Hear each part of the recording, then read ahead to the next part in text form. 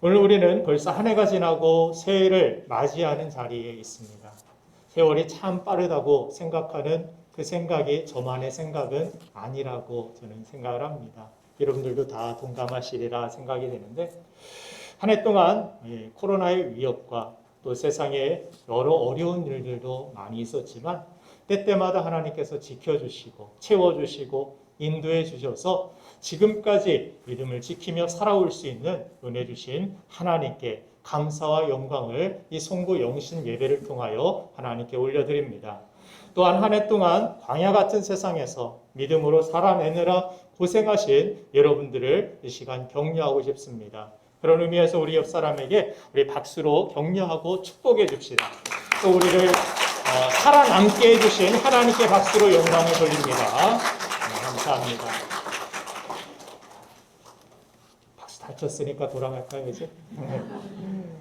새해를 앞두고 우리 하나님께 감사를 드리며 우리 하나님을 기대하며 예배하는 여러분들의 가정과 삶의 터전 위에 하나님의 축복이 가득하게 되기를 주님의 이름으로 축복합니다. 여러분들 어려움을 극복하고 새롭게 시작할 수 있다는 것은 참으로 아름다운 일입니다. 그리고 새로운 출발점에서 무엇보다 중요한 일은 우리가 나아갈 방향을 점검하는 일입니다. 왜냐하면 새로운 출발점에서 어떤 방향을 우리가 정하고 선택하느냐가 우리의 미래, 우리의 도착점을 결정하기 때문입니다. 아브라함이 갈대아 우르를 떠나서 가나안 땅을 향해 내디뎠던 그 첫걸음이 얼마나 중요한 사건인지 본인은 잘 몰랐을 것입니다. 그런데 그가 내디딘 그 첫걸음이 그의 후손과 하나님의 구속의 역사에 아주 중요한 사건이 된 것입니다. 또한 인생의 전환점에서 루시 시어머니와 함께 내디딘 그 첫걸음이 훌륭한 남편을 만나고 예수님의 조상이 되는 그 축복을 누리게 한 것처럼 새로운 시작의 첫걸음이 우리에게 중요하다는 것을 성경은 우리에게 보여주고 있습니다. 시작을 잘하기 위해서는 이전보다 더 탁월한 지혜를 우리가 추구해야 합니다. 이전과는 다른 믿음의 태도로 우리는 시작할 수 있어야 합니다. 현재 우리는 미래를 예측할 수 없는 시대에 살고 있습니다. 하지만 우리는 미래를 붙잡고 섭리하시는 하나님을 알고 또 믿습니다. 그래서 시작을 잘하는 사람은 하나님과 함께 시작합니다. 하나님의 약속의 말씀과 함께 시작합니다. 그래서 오늘 송구 영신 예배 이 예배는 정말로 귀하고 축복된 예배인 줄로 믿습니다. 우리는 지혜로우신 하나님과 함께 새로운 한 해, 새로운 삶을, 새로운 일들을 시작해야 합니다. 십자가는 모든 만물이 새롭게 시작하는 곳임을 성경은 우리에게 가르쳐 줍니다.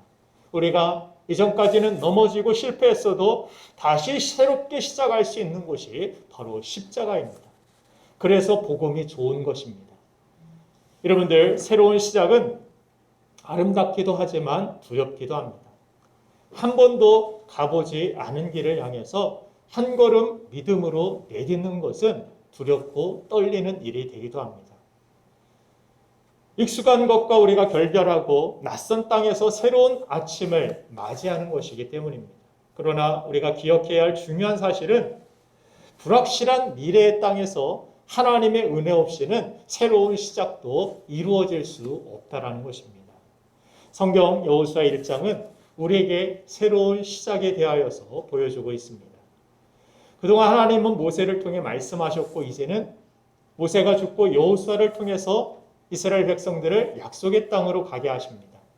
그리고 12명의 리더들을 불러서 가나안 땅을 정보를 파악하고 오고 그들이 돌아와서 보고하는 이 정보가 앞으로 가나안을 향하여 나아갈 수 있는 지도, 맵을 만드는 그러한 기초가 된 것입니다.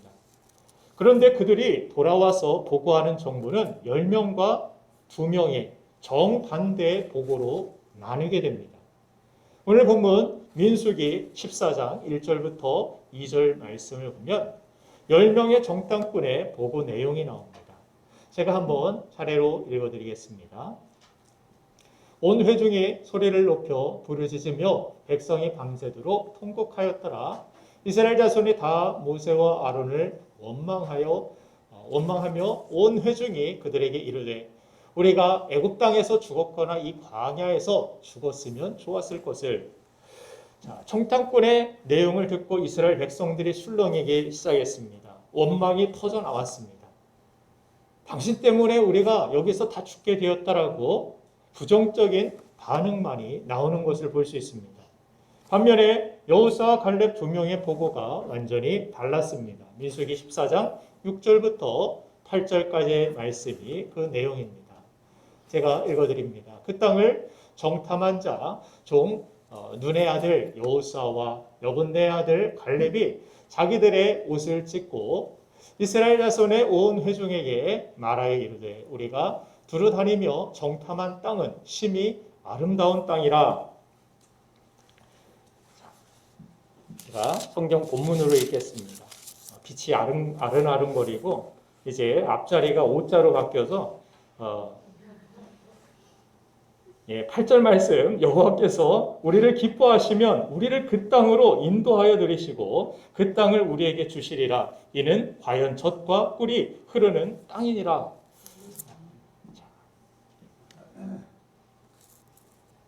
보세요. 여호수아와 이 갈렙 두 명, 이 단 두 사람만이 그 정탐꾼들 중에서 긍정적인 하나님을 기대하는 반응을 보였음을 성경은 기록하고 있습니다.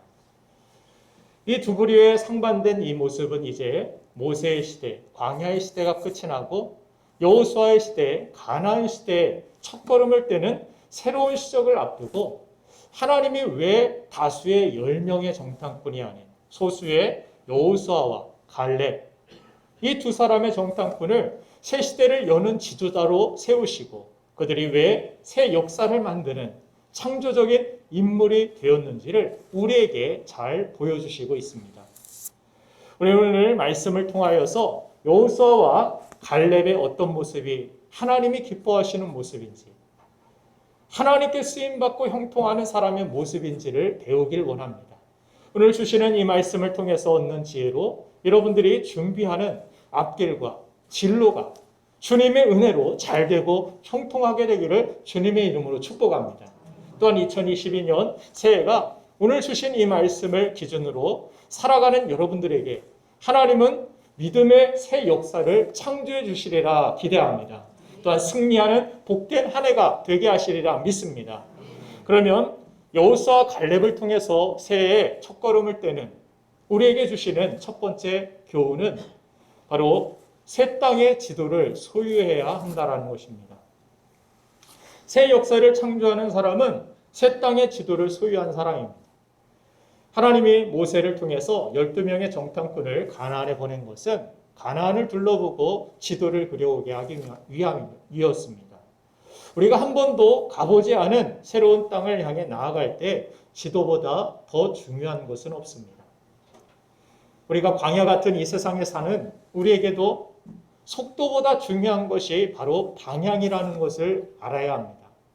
아무리 강한 믿음과 열정을 우리가 가지고 있다 할지라도 잘못된 지도를 가지고 잘못된 방향으로 나아간다면 빠른 속도도 강한 믿음과 열정도 소용이 없습니다. 올바른 지도를 가질 때 강한 믿음과 열정 그리고 빠른 속도가 도움이 되는 것입니다. 사도 바울은 자신이 얼마나 열정적인 사람이었는지 예수 믿는 자를 발벗어서 그 사람들을 색출해내서 돌로 쳐서 죽이는 데 앞장서고 열심을 냈던 사람이었습니다. 그러나 그 잘못된 열심이 성령으로 말미암아 바른 열심으로 방향이 재조정되니까 얼마나 하나님 앞에 영광스러운 그러한 인생을 살았는지 모릅니다. 우리도 마찬가지입니다. 올바른 지도를 우리가 가지게 될 때, 올바른 방향을 정하게 될 때 우리에게 있는 강한 믿음과 열정 그리고 빠른 속도가 도움이 되는 것입니다. 믿음의 여정에 실패한 이 10명의 정탐꾼들은 애굽을 원했습니다. 그들의 지도는 여전히 애굽 지도뿐이었습니다. 그래서 그들은 난관에 부딪힐 때마다 과거 애굽으로 돌아가는 길을 선택하려고 했습니다. 10명의 정탐꾼과 광야 1세대의 문제는 늘 애굽을 생각하며 살고 있었다는 것을 성경은 우리에게 낱낱이 보여줍니다. 애굽의 노예 생활은 결코 유쾌한 일이 아니었음에도 불구하고 그들은 애굽으로 돌아가고 싶어 했습니다. 특히 그들이 그리워하는 것은 애굽의 음식이었습니다. 아마도 우리가 외국에 가면 김치를 그리워하듯이 수백 년간 애굽의 노예로 살며 먹었던 이 음식에 익숙했던 그들은 하나님이 그들을 자유의 땅에서 그들을 세계적인 민족으로 세우겠다라는 그런 비전을 주시고 그 땅을 약속하여 주셨음에도 불구하고 어떤 문제나 어떤 작은 생활에 부족함이 생기게 되면 오직 당장 먹고 만족하자는 데에만 관심이 있고 하나님이 주신 비전, 약속의 땅에는 관심이 없음을 성경은 보여줍니다. 마치 에서와 같은 그런 반응이었습니다. 당장 배부르고 당장 내가 만족하면 좋은 것이지 약속이고 말씀이고 장자권이고 필요 없어. 팥죽 한 그릇이 더 중요한 것이고 애굽에서 먹던 그 음식이 먹고 싶어. 다시 돌아가고자 했던 그들의 태도를 우리는 바라볼 수 있는 것입니다. 민수기 11장 4절부터 5절까지의 말씀을 보면 이런 말씀이 있습니다. 그들 중에 섞여 사는 다른 인종들이 탐욕을 품음에 이스라엘 자손도 다시 울며 이르되 누가 우리에게 고기를 주어 먹게 하랴. 우리도 애굽에 있을 때 값없이 생선과 오이와 참외와 부추와 파와 마늘들을 먹은 것이 생각나거늘 그들이 하소연할 때마다 자주 이야기했던 그러한 내용들, 음식의 메뉴들이 쭉 나와 있죠. 여러분들도 좋아하는 음식들 있지 않습니까? 오이, 참외, 나도 부추 좋아하는데, 마늘 좋아하는데. 자, 근데 광야에서 볼 수 없었던 그 음식들이 자꾸만 생각나는 것입니다. 그들은 애굽의 맛집에만 온통 관심이 있었습니다. 여기 부추 잘하는 집 있는데, 거기 고기를 잘했는데. 반면에 여호수아 갈렙의 지도는 하나님이 새롭게 제시하신 가나안의 지도였습니다. 애굽의 세상살이와는 비교도 할 수 없는 영광스러운 가나안 땅이, 자유의 땅이 그들의 새로운 지도였던 것입니다. 그랬기에 아무리 큰 성 여리고성이 앞에 버티고 있고 아무리 거대한 안악 자손들이 그곳을 지키고 있다 할지라도 두려움과 전쟁의 희생을 극복하고 그 땅을 향해 그들은 나아갈 수 있었고 결국 약속하신 땅의 주인공들이 될 수 있었습니다. 우리는 대부분 익숙한 것을 좋아합니다. 오늘 이 저녁에도 가만히 보면은 앉아 있는 곳에 꼭 앉아 계십니다. 출석 체크라도 하시는 듯이 파악하기는 참 좋은데 그러나 우리는 익숙한 것을 좋아합니다. 그래서 다른 사람이 앉아있으면 내 자리에 앉았네라는 그런 생각을 하는데 여기는 내 자리, 네 자리가 없습니다. 빨리 오시는 분들은 될 수 있으면 앞에 앉으시고 앞자리가 원래 금자리라고 이야기하죠. 침례교는 침이 좀 튀어야 되는데 마스크를 이렇게 가렸기 때문에 그건 안 되고 자, 앞자리에 뭐 특별한 이 자리에 뭐 하나님의 은혜가 있다 이것을 이야기하는 것은 아니지만 뒷사람 늦게 온 사람들이 뒤에 또 눈치 보지 않고 앉을 수 있도록 그렇게 아량을 베풀어 주시면 또 감사하겠습니다. 자, 그렇게 우리는 예배 드리는 자리도 그렇게 익숙한 자리에 앉으려고 하는 것처럼 또 이불 밖은 요즘 위험하다라는 그러한 말들을 자주 하면서 안주하고 편안한 것을 추구하려는 우리의 태도를 보게 됩니다. 또 코로나와 같은 이러한 상황들은 우리를 더욱 위축하게 그렇게 만듭니다. 그러나 새로운 시작을 위해서는 안주함을 깨트리고 두렵지만 새로운 믿음의 걸음을 내딛어야 합니다. 지금까지 가지고 살았던 세상의 옛 지도를 과감히 버리고 하나님이 제시해 주시는 비전을 가지고 인생의 방향을 재정비해야만 합니다. 과거에 가지고 있던 지도 밖으로 우리는 행군해야 합니다. 내가 가지고 있었던 과거의 지도 안에서 머물려고 과거의 익숙한 자리에 세상의 자리에 머물러서는 안 됩니다. 그 지도 밖으로 행군하십시오. 하나님의 우리에게 허락하여 주신 새로운 비전의 맵을 가지고 여러분들 하나님의 인도하심을 따르십시오. 사랑하는 여러분들, 여호수아라는 이름은 여호와는 구원이시다라는 그런 뜻을 가지고 있습니다. 그런데 여호수아의 이 헬라어 이름은 공교롭게도 바로 예수입니다. 여호수아가 이스라엘 백성들을 약속의 땅으로 인도한 것처럼 예수님은 제2의 출애굽을 통해서 우리를 죄와 사망에서 건져내사 천국으로 인도해 주십니다. 미래를 우리가 알 수 없는 이 현실 속에서 우리의 인생을 낡고 잘못된 지도에 걸지 마시고 길이요 진리요 생명이 되시는 예수 그리스도께 거시길 바랍니다. 그리하면 골로새서 1장 13절의 말씀처럼 그분이 우리를 흑암의 권세에서 건져내시고 복되고 영광된 땅으로 인도해 주실 것입니다. 기억하십시오. 새 땅의 지도를 가진 사람이 새 땅에 들어갈 수 있습니다. 두 번째, 마지막으로 새 시대를 여는 여호수아와 갈렙을 통해 우리가 배울 믿음의 교훈은 하나님의 뜻을 소중히 여기고 살라는 것입니다. 새 역사를 창조하는 인물은 내 생각과 판단이 아닌 하나님의 뜻을 더 중요하게 여기고 그 뜻을 따라 산 사람들이었습니다. 여호수아와 갈렙은 가나안 땅을 정복하는 것이 하나님의 뜻인 것을 분명히 알았습니다. 그래서 그들은 하나님의 뜻을 따르고 그 뜻을 이루기 위해 순종의 길을 선택했습니다. 바울은 하나님의 뜻이 얼마나 좋은 것임을 그는 강주에서 우리에게 그렇게 권면합니다. 로마서 12장 2절 말씀을 제가 읽어드리겠습니다. 너희는 이 세대를 본받지 말고 오직 마음을 새롭게 함으로 변화를 받아 하나님의 선하시고 기뻐하시고 온전하신 뜻이 무엇인지 분별하도록 하라. 우리가 하나님의 뜻을 분별하기 위해서는 마음을 새롭게 해야 된다라고 강조해 줍니다. 여호수아 갈렙이 온 회중의 여론과 그 세대에 휩쓸리지 않은 것은 그들의 마음이 하나님이 무엇을 기뻐하시는지를 생각하며 살았기 때문입니다. 다윗의 인생도 마찬가지였죠. 그의 마음이 하나님께 민첩하였다라고 성경은 다윗의 마음을 그렇게 표현합니다. 하나님이 뭘 싫어하실까, 뭘 좋아하실까 늘 이 생각을 하고 행동했다라는 것입니다. 우리의 생각은 그러나 어떻습니까? 내 판단, 내 생각, 자기 중심적인 그런 생각으로 세상을 여전히 살아올 때가 많이 있었을 것입니다. 이제는 우리가 달라져야 됩니다. 우리의 마음이 새로워져야 됩니다. 하나님 앞에 뜻을 세워야 됩니다. 하나님이 기뻐하시는 삶을 내가 살아가리라. 이전과는 다르게 내가 하나님의 마음을 살피며 하나님의 마음에 민감한 삶을 살아가리라. 이러한 결단이 오늘 송구 영신 예배 가운데 우리에게 있어야 될 줄로 믿습니다.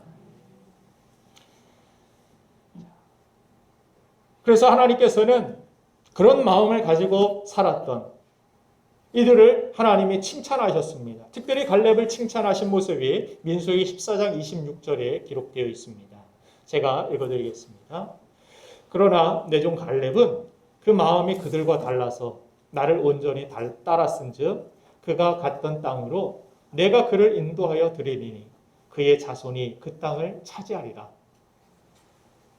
그의 마음은 그들과는 달랐다. 다른 이들은 내가 보기에는 내가 판단하기에는 그 땅은 나쁜 땅이다. 우리를 삼킬 땅이고 이렇게 악평을 쏟아내었지만 갈렙은 마음이 달랐다. 이 땅은 하나님이 약속하신 땅 아니냐? 하나님이 내게 주신다고 말씀하신 땅 아니냐? 축복하신 땅이 아니냐? 하나님의 뜻이 거기에 있다라면 우리가 연약하고 그들이 보기에는 우리가 메뚜기 같아 보여도 하나님이 반드시 그 땅을 차지하게 하시리라. 하나님이 뜻이 계시면 하나님이 이루실 것이다. 여러분들 믿으십니까? 그래서 하나님의 뜻이 계신 곳에 우리가 서 있는 것 그것이 축복입니다. 하나님이 뜻이 계신 곳에 우리가 순종하는 것 그것이 우리에게 영광이 되는 것입니다. 여러분들 두려워 마십시오. 갈렙과 같은 그러한 마음을 가지십시오. 하나님의 마음을 합족하게 하는 그러한 마음을 가지고 하나님의 뜻을 소중히 여기며 그 뜻을 향하여 순종의 걸음을 걸으십시오. 우리가 다수의 의견을 무시할 수는 없지만 다수의 의견이 항상 옳을 수는 없습니다.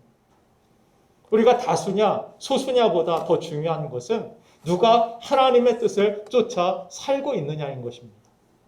하나님이 여호수아 갈렙을 선택하시고 이 소수의 사람들을 약속하신 것을 그대로 이루어 주시는 그 응답과 축복을 누리게 하신 것은 그들이 하나님의 마음을 살피고 하나님의 뜻을 따라서 살았기 때문입니다.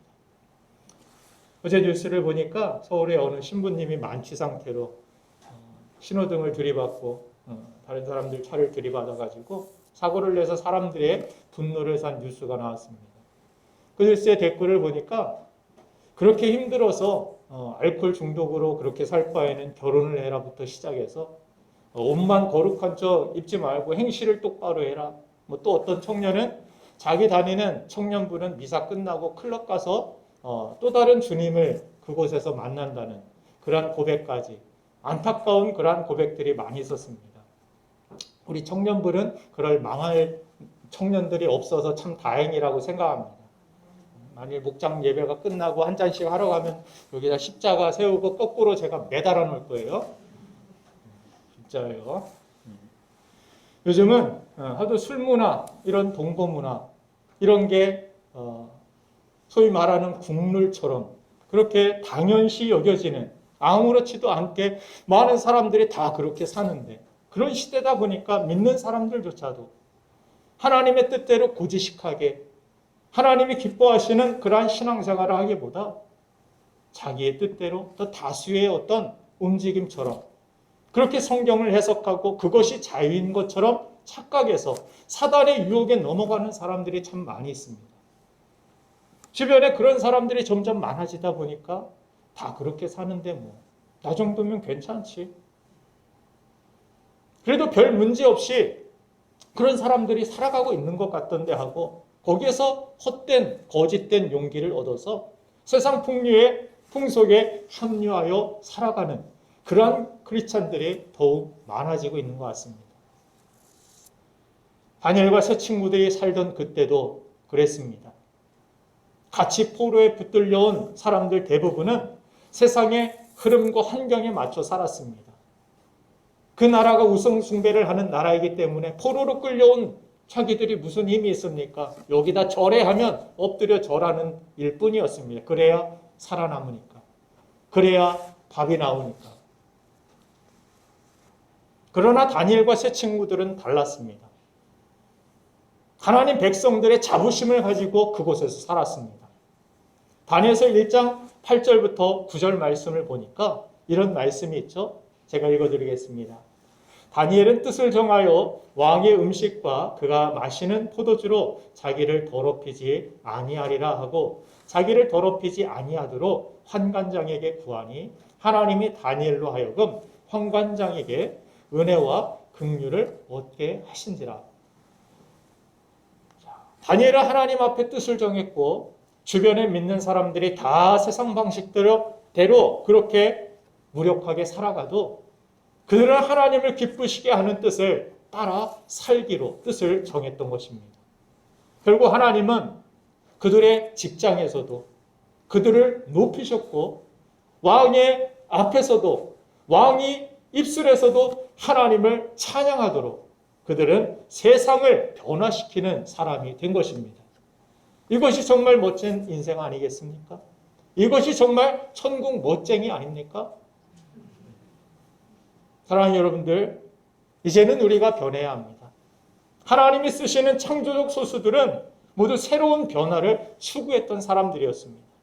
변화는 불편한 일이고 안주하는 것이 더 편하겠지만 지금까지 살아왔던 방식대로 사는 것이 여러분들이 더 익숙하고 편할지 모르겠지만 이제 우리가 하나님이 제시하신 그 맵을 따라 변화를 추구할 때 이전에는 경험하지 못했던 놀라운 일들과 더 풍성한 삶을 하나님께서는 여러분들에게 제공해 주실 줄 믿습니다.